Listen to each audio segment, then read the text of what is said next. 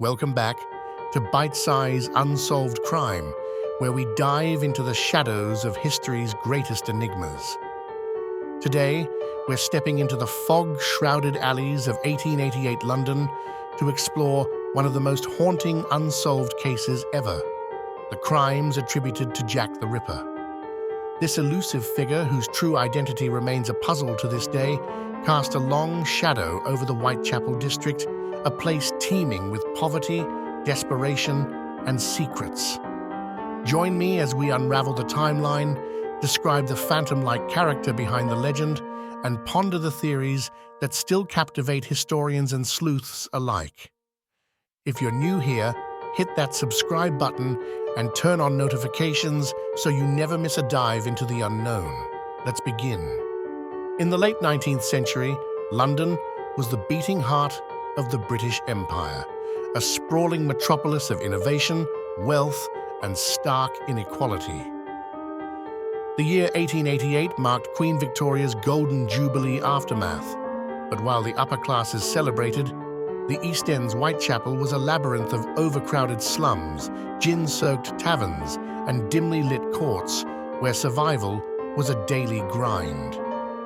It was here, amid the gas lamps and horse-drawn carriages, that a series of chilling events unfolded, forever etching the name Jack the Ripper into the annals of infamy. The Ripper himself, or herself as some theories suggest, was a ghost in human form.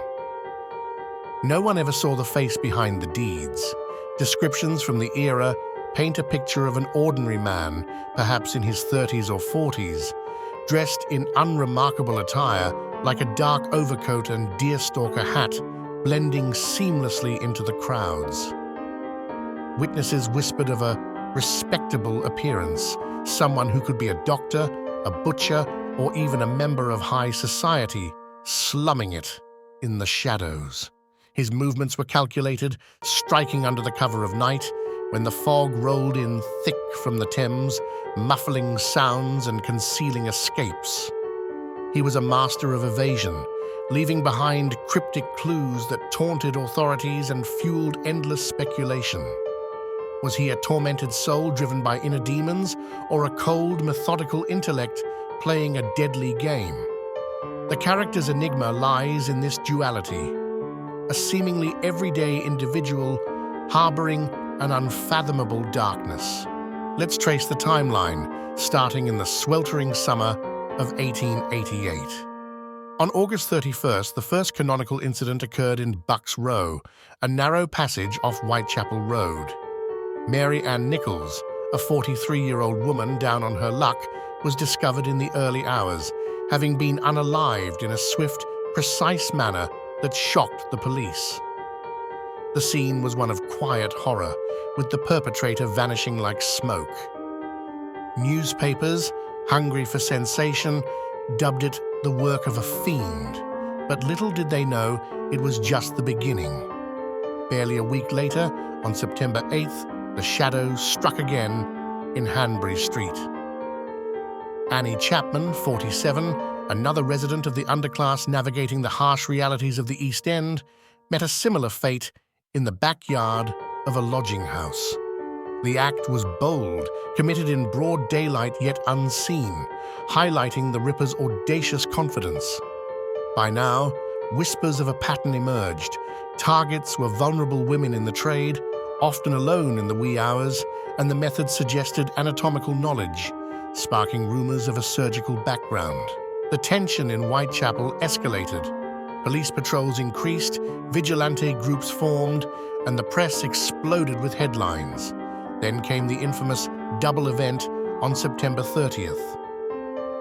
First, Elizabeth Stride, 44, was found in Dutfield's yard off Burner Street, unalived, but interrupted mid-act as if the perpetrator had been startled away.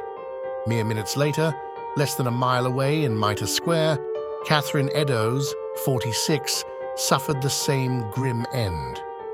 This night showcased the Ripper's chilling efficiency, moving through the district like a spectre, evading capture despite the heightened alert.